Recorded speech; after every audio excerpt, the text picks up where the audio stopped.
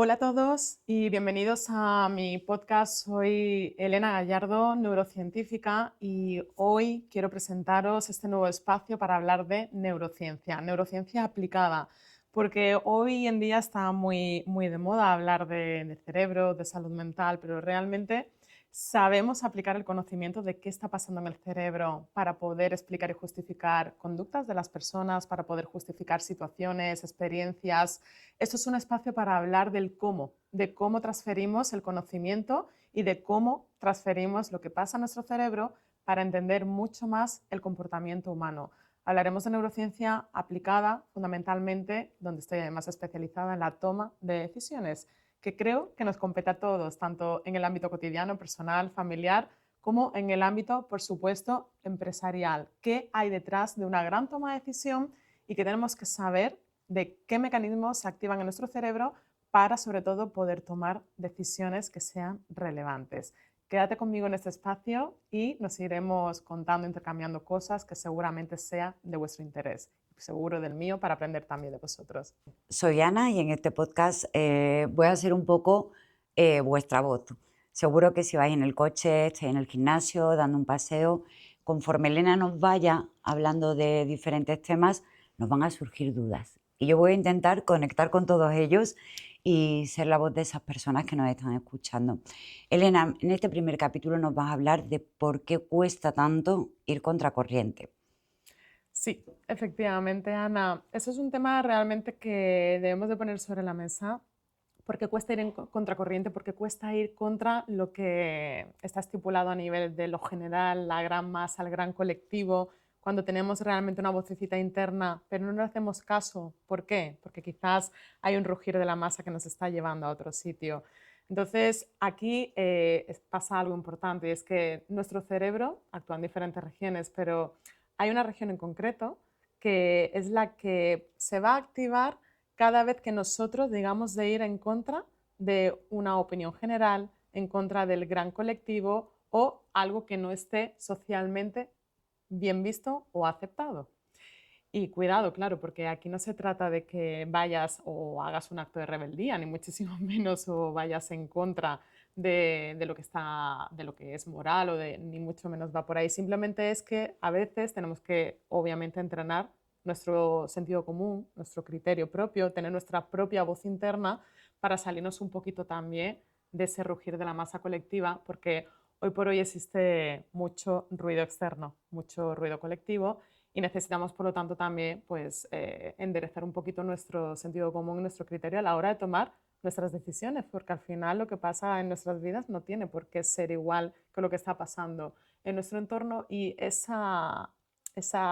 rugir, ¿no? Esas voces externas muchas veces condicionan mucho nuestras propias decisiones y al final tomamos decisiones repentinas, decisiones un poquito más bruscas y menos sopesadas. Entonces te decía que aquí hay una región, se habla menos de ella. Quizás hoy voy a proponer algo totalmente novedoso para este primer capítulo, que es la ínsula cerebral.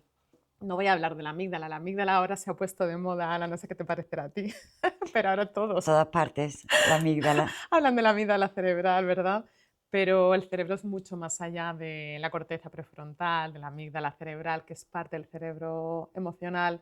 Estamos ante una región que también es parte del cerebro emocional, la ínsula cerebral, que es una región que realmente pues, se va a activar cuando tengamos que tomar decisiones o tengamos que tomar acción en contra un poquito de lo que nuestro cerebro ya está acostumbrado o ya está viendo o ya está recogiendo datos del exterior. Pero nuestro cerebro al final no juzga lo que nosotros hacemos. Cometemos el error de pensar que nuestro cerebro va a juzgar o va a entrar a valorar. Eso no lo hace nuestro cerebro. Nuestro cerebro lo que hace es registrar datos. Si nosotros le damos en abundancia datos del exterior en torno a una opinión concreta, y ahora que estamos pues en la era de la información, ¿no? En exceso, y prácticamente parece que todo está diseñado para ser altavoz de algo, ¿verdad? Entonces, si nosotros estamos recibiendo constantemente una información en concreto, esa información la consumimos visualmente, auditivamente, se la estamos dando en abundancia al cerebro, nuestro cerebro eso lo va registrando como si, creando un patrón, como si fuera algo ya habitual. En el momento que le demos algo fuera de lo normal, diferente, nuestro cerebro, la ínsula en particular, va a decir, no, a mí ya me has dado abundancia de esto y ahora yo tengo esta información que ya he registrado, no quiero, no me hagas trabajar en exceso, porque ahora me haces ir en contra de esa información que yo ya he registrado. Nuestro cerebro trabaja registrando constantemente, cruzando datos constantemente de experiencias anteriores, de vivencias anteriores, de aquello que hemos escuchado anteriormente, conversaciones que hemos tenido anteriormente, todo eso va generando pues una memoria de datos. Y claro, cuando nosotros necesitamos a veces pivotar, cambiar de dirección en algo, en una toma de decisión, tenemos que saber que puede que nuestro cerebro, que es como nuestro pepito grillo ahí en este caso concreto, salte y diga, no, no, no, no me hagas ir por ahí. Entonces, el ir a veces en contra de algo ya que está bastante afianzado para nosotros o afianzado en la sociedad, hace que nos moleste internamente, que nos duela. ¿Qué se siente? Miedo, supongo, ¿no? Efectivamente. Parálisis se puede llegar a sentir, ¿no? A la Sí, hora de actuar. ¿Cómo se correcto. manifiesta en el cuerpo eso? El querer ir contracorriente y no Mm, dar, no ser capaz de dar el paso, por lo que puedan decir, por eso, mm. porque es ir un poco en contra, ¿no? De nuestro entorno, de la pertenencia. Muy buena pregunta esa, Ana, porque realmente uno de los grandes caballos de batalla de nuestro cerebro es el miedo.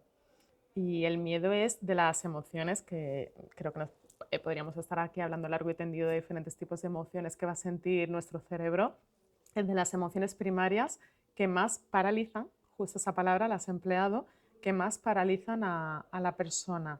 De hecho, bueno, tenemos un sistema muy instaurado desde antiguo, hace ya muchos años en nuestro cerebro, ancestralmente, que es un sistema en el que bueno, se le llama el sistema de recompensa, miedo a perder, ¿vale? En otro momento podemos esto desarrollarlo, pero tenemos mucho más desarrollado el sentimiento de miedo a perder algo, miedo a dejar de formar parte de esa comunidad, de esa tribu, miedo a tener una opinión diferente, miedo a perder simplemente, pensar que vamos a perder tiempo, dinero, calidad de vida. Entonces, el miedo es una emoción muy fuerte en nuestro cerebro que nos paraliza bastante. Entonces, a tu pregunta, aparte de sentirla y activar regiones, además también el cerebro que van a activar mecanismos que nos dirigen a incluso a sentir dolor como si fuera dolor físico. Cuando nosotros anticipamos una situación que nos da miedo, el miedo luego viene con varios trajes y varios disfraces. Se puede disfrazar de ansiedad, de angustia, de un poquito más de terror, pavor. Tiene luego connotaciones diferentes, pero son trajes que se va poniendo el miedo. Pero en cualquiera de los casos, ese miedo lo que hace es que viene acompañado de incluso dolor. Se activa cerebralmente los mismos mecanismos que si tuviéramos dolor físico. Entonces, esto es muy importante saberlo también para entender que el miedo, para empezar, nuestro cerebro siempre va a manifestar más el miedo a algo que el visualizar algo positivo o el beneficio de ese algo.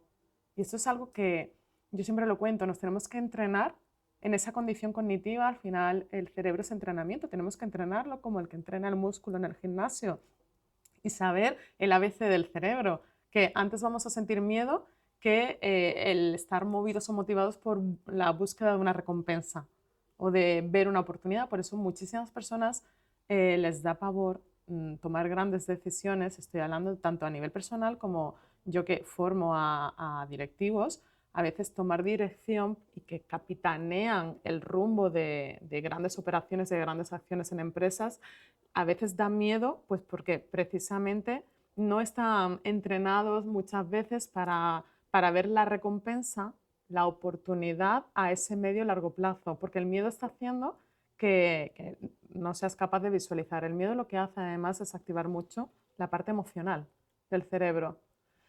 Cuando la parte emocional del cerebro está muy activada, muy sobreestimulada, digamos, se bloquea, ¿vale? Esto no es que sea un on-off, pero baja mucho la parte lógica del cerebro.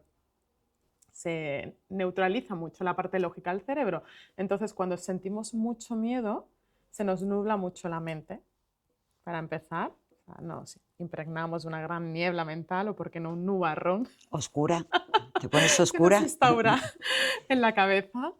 Y claro, y esto va en contra de la parte lógica del cerebro, ¿vale? De poder analizar a medio largo plazo, poder balancear beneficio-riesgo. Qué importante esto a la hora de tomar decisiones, ¿no? Eso te iba a decir, es una forma también de perder oportunidades, ¿no? Quedarnos en el sitio donde estamos, no tomar una decisión que va a contracorriente.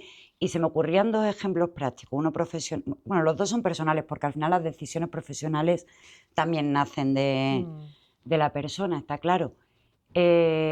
Típica persona que lleva toda la vida casada, en su familia no ha habido divorcios, no ha habido separaciones, sabe que su relación tiene que dar un paso más, pero se tiene que enfrentar no solo a tomar la decisión y dejar a su pareja, a su padre, a su madre, a las creencias, porque muchas veces mm, también a lo mejor estamos marcados por creencias religiosas o pensamos que es un fracaso, mm, ¿vale?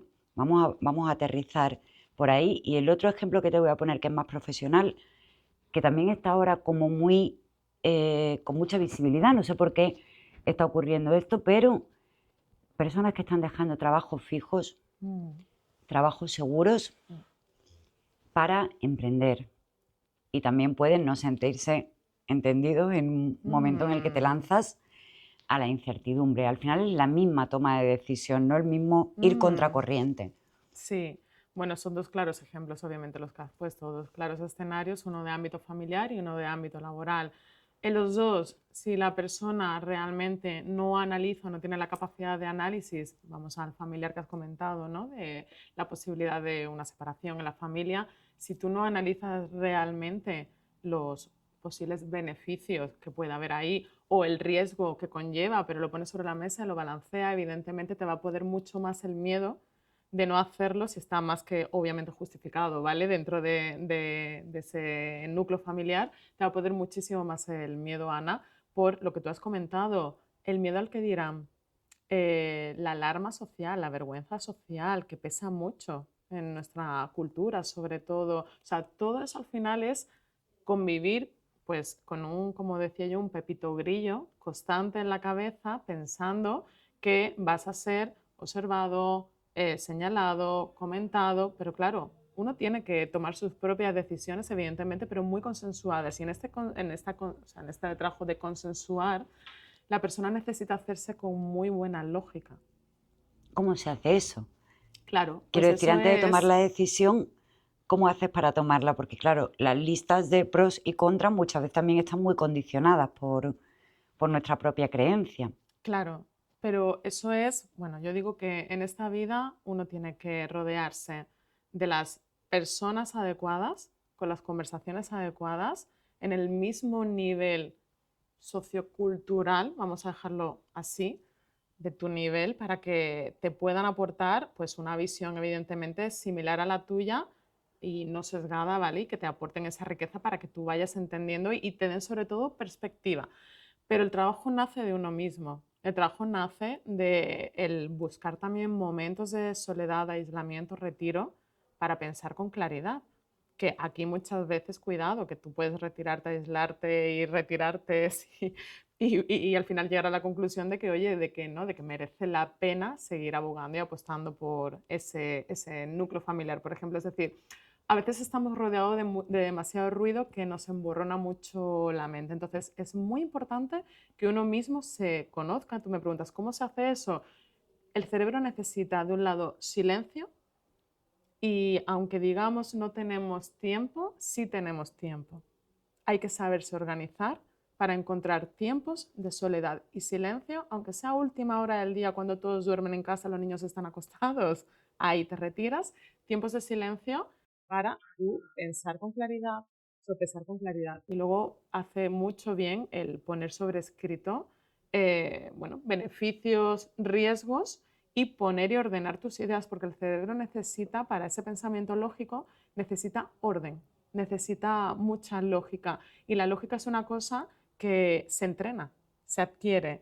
¿Sabes? Me enfrento a diario con conversaciones, personas que me preguntan, pero entonces ¿somos de pensamiento lógico o somos lo contrario? De pensamiento, lo contrario que, bueno, por norma general te dicen creativos, holísticos, Digo, no, no, no, no. O sea, las personas tenemos, bueno, cada hemisferio se dedica, digamos, a procesar de una forma u otra la información. Nuestro hemisferio izquierdo es más de un análisis mucho más secuencial, lógico, analítico, y va a procesar la información yendo más a la cifra, al dato y a la objetividad de algo, y nuestro hemisferio derecho se encarga de analizar más el contexto, de analizar mucho más pues, lo sutil, los pequeños matices, pero eso no significa que haya personas que sean de un lado o del otro, ¿vale? No tenemos aquí que polarizarnos, ¿de acuerdo?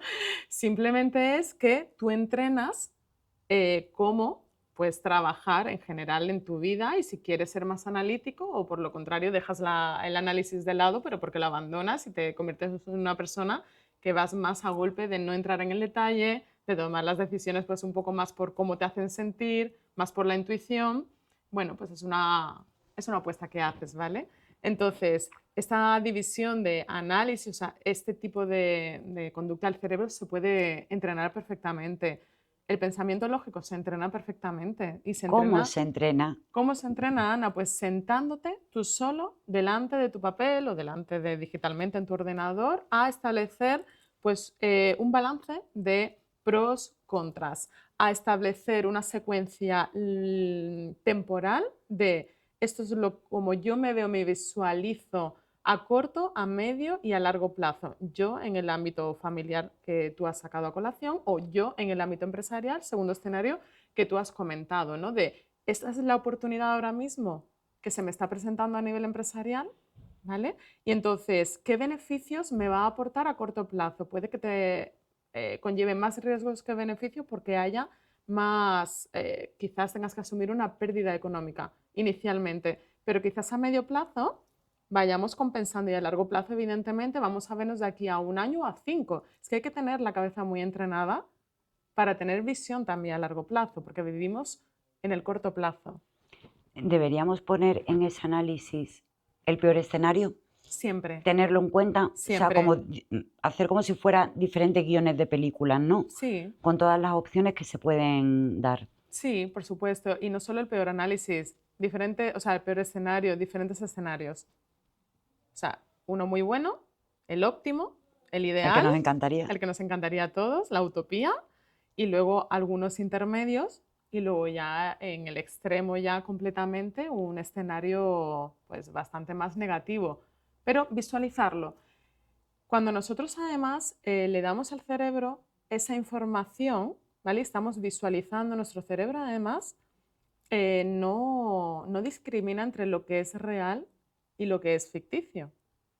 Si nosotros además estamos visualizando, nos vale tanto para un lado como para el otro. Esto es una Para cuestión de lo bueno dónde y lo queremos malo, como llevar, sí, decimos. para lo bueno y para lo malo. Si nosotros le estamos dando a nuestro escenario, a nuestro cerebro, un escenario muy ideal y muy deseable, evidentemente le va a gustar.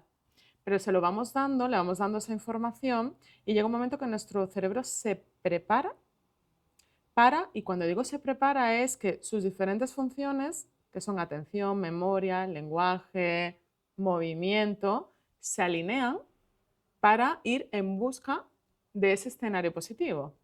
Y Es ahí aparece decir, el sesgo que tú mencionas tanto. ¿cuál de ellos? El sesgo, El sesgo de confirmación. sí, Claro, o no. el sesgo de confirmación es cuando no estamos entrenados Vale, mentalmente. vale. Para que lo entienda quienes nos están escuchando, nuestro cerebro actúa con muchos sesgos, ¿de acuerdo? Me preguntan a diario, ¿pero qué es un sesgo? Un sesgo es como, vamos a llamarlo un ángulo muerto que no somos capaces de ver. Porque como nuestro cerebro, como yo decía anteriormente, trabaja registrando constantemente datos ya vividos anteriormente, experimentados anteriormente, nuestro cerebro es muy cómodo, ¿vale? Vamos a partir un poco de esta Volvemos al premisa. principio de la Sí, charla. vuelvo al principio y entonces justifico con lo del sesgo, ¿vale? Y hilamos luego con lo siguiente. Nuestro cerebro funciona de una manera muy cómoda. Muy cómoda es que no puede estar constantemente analizando toda la información que recibe. No puede, sería absolutamente y profundamente agotador para nuestro cerebro. Entonces, lo que hace es tomar decisiones, cuando las toma de manera inconsciente, tomar decisiones en función de lo que ya ha vivido anteriormente, lo que ya ha registrado anteriormente, personal o porque se lo hemos dado externamente. Por eso decía que cuidado con toda la información que consumimos, porque al final el entorno nos va a condicionar nuestra toma de decisión y no vamos a tener nuestra voz propia, nuestro criterio propio. Entonces, cuando nuestro cerebro trabaja registrando constantemente información, cruzando datos constantemente, pues hace que al final no vea información relevante, no vea a veces oportunidades. Y entonces, pues hay como pequeños ángulos muertos, pues como cuando estás conduciendo, que hay un mínimo ángulo Vale. ahí donde está esa moto y no la estás viendo, ¿vale? Pues esto es igual, no lo ves. Entonces me estabas preguntando, el sesgo en este caso de confirmación es un atajo que coge nuestro cerebro, porque nuestro cerebro por esta razón coge atajos para trabajar en estado de menor energía posible, para reservarse energía. Es inteligente nuestro cerebro, ¿vale? Entonces coge este atajo y dice, vale, yo quiero firmemente creer en esto.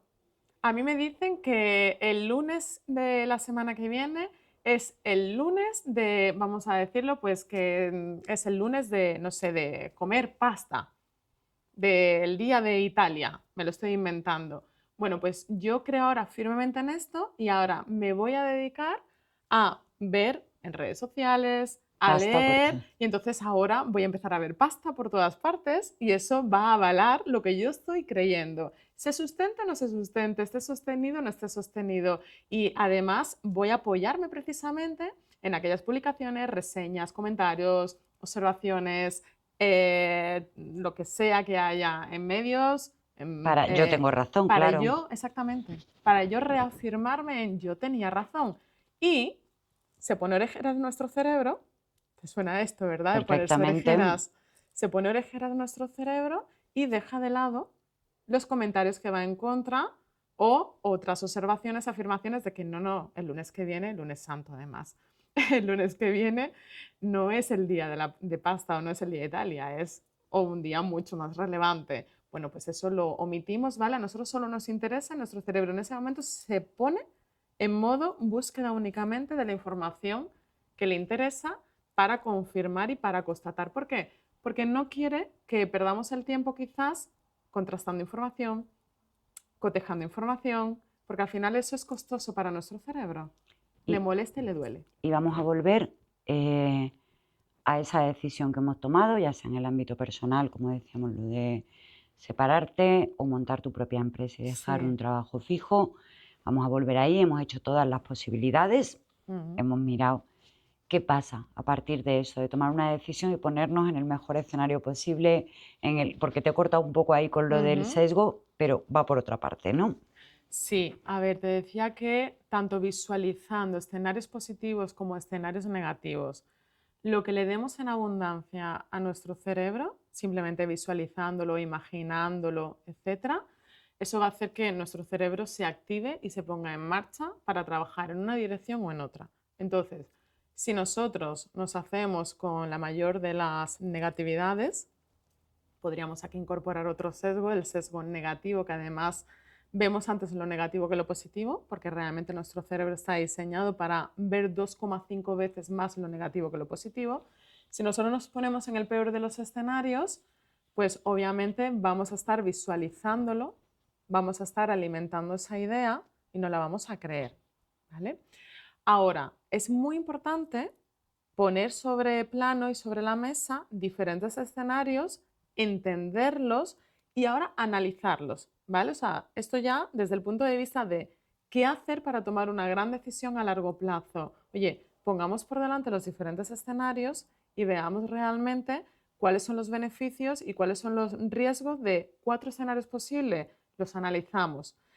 Muchas veces, además, vemos mucho antes esa parte negativa y pasado unos días, una semana, vemos que realmente no es tan negativo, no debe ser así. Insisto, por ese sesgo negativo de nuestro cerebro. Entonces, es muy importante todo ponerlo sobre papel y ordenarlo y entender beneficio-riesgo de cada uno de los escenarios posibles. Para cerrar este capítulo, ¿vale? Ya hemos hecho eso. ¿Cómo sabes cuál es la decisión correcta? ¿Hay algún indicativo en el cuerpo? Ujú. O sea, incluso si coges la opción de más riesgo ¿cómo sabes que es la decisión correcta? Vale, antes además ¿Qué me te hacías hace una sentir? pregunta. Mm, Sí, A ver, cerebro está conectado íntimamente con el cuerpo, ¿de acuerdo? Entonces, además de síntomas cognitivos, ¿vale? Que hemos mencionado antes, hemos pasado por niebla mental, ese nubarrón y bueno, otra serie de cuestiones a nivel cognitivo de cuando estás en un momento efervescente de una toma de decisión y sabes que estás en un estado en el que la vas a tomar de manera repentina, impulsiva, rápida, pues se llena tu cabeza de una serie de, bueno, signos cognitivos que, como hemos mencionado, ¿vale? Que te van a hacer un poquito encontrarte, sentirte mal y sobre todo se va a expresar mucho la parte muy emocional del cerebro. Entonces, esto además conduce corporalmente también a síntomas.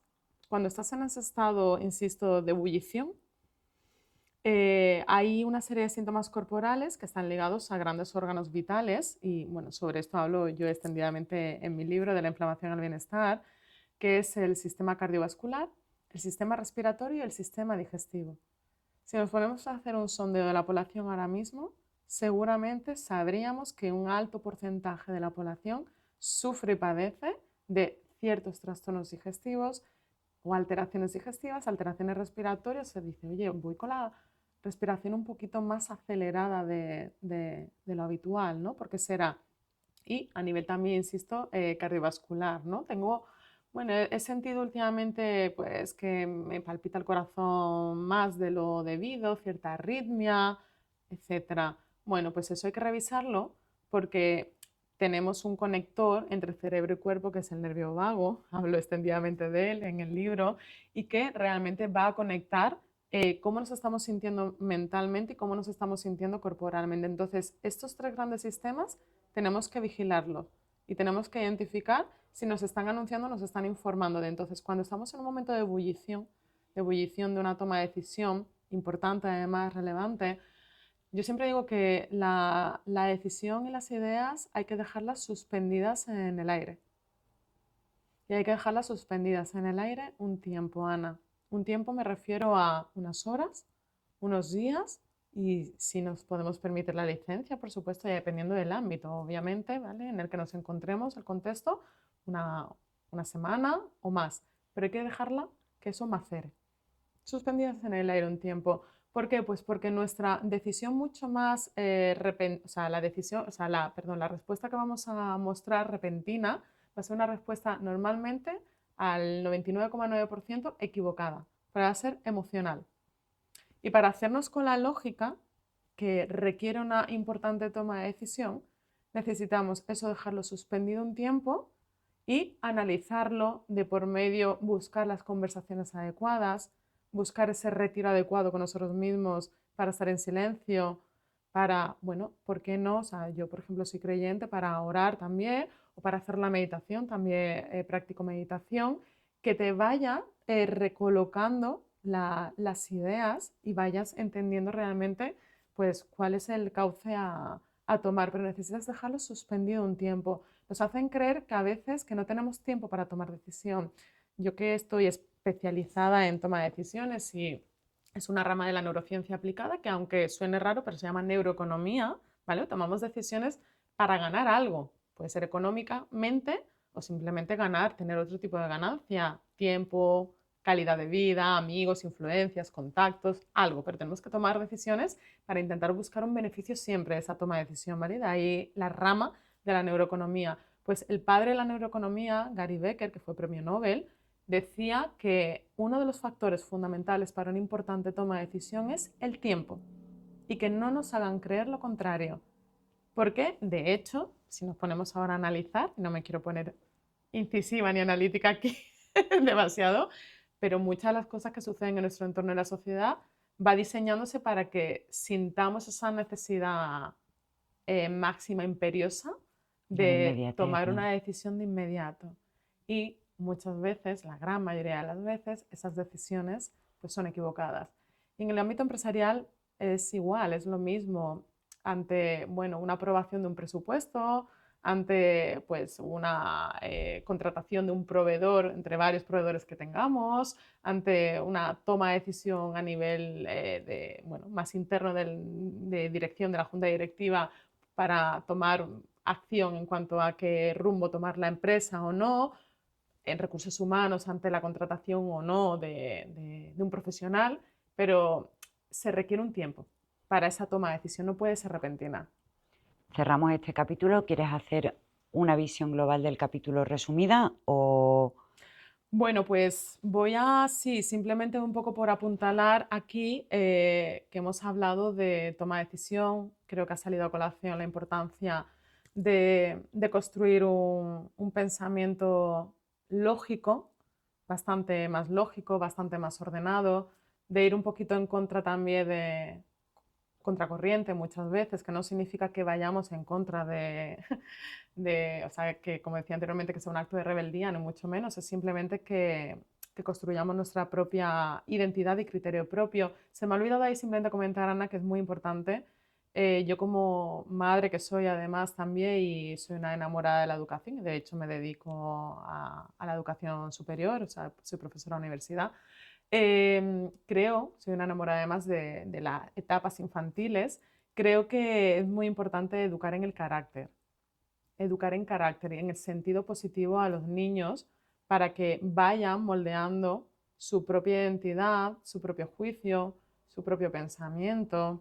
Esto parece que hoy en día es casi un artículo de lujo tenerlo, pero está bastante en decadencia. Entonces, creo que es muy importante eso y eso es una cosa que se construye desde pequeño y se va adquiriendo a lo largo de los años y sé que me consta, y yo lo sé de primera mano, que hay instituciones educativas maravillosas que trabajan ahí para educar en el carácter y es muy importante para que se conviertan en adultos con criterio, con voz propia, que sean capaces simplemente de discriminar lo que sí de lo que no, sin miedo a en algún momento tomar una decisión que vaya en contra de lo que está socialmente visto o aceptado. Antes mencionaba, y no me quiero ya extender más, el emprendimiento. Claro, los emprendedores están señalados, están castigados. Conozco muchos emprendedores en mi ámbito profesional, muchísimo. Y es fundamental el impulsar nuevos proyectos, nuevos negocios, pero claro, ahí no reside la comodidad o no reside quizás lo familiar, ¿vale? Que se me ha olvidado este apunte también, que el cerebro siempre va a buscar lo familiar y aquello, lo familiar, lo que está acostumbrado. Cuando se sale de este concepto, se pone nervioso, entonces nos mueve a decisiones impulsivas. Entonces, bueno, pues eso, emocional frente a lógica, siempre. Educación en carácter, por supuesto, desde pequeñito, el saber que nuestro cerebro siempre va a optar por lo habitual ya, por lo que ya conoce, lo bueno o malo conocido, pero por lo que ya conoce, por lo familiar, que nos vamos a mover con un sesgo de confirmación siempre para autoconvencernos y que por supuesto esto es totalmente transferible tanto al ámbito personal como al ámbito empresarial. Muchas gracias, Elena. Gracias a ti, Ana.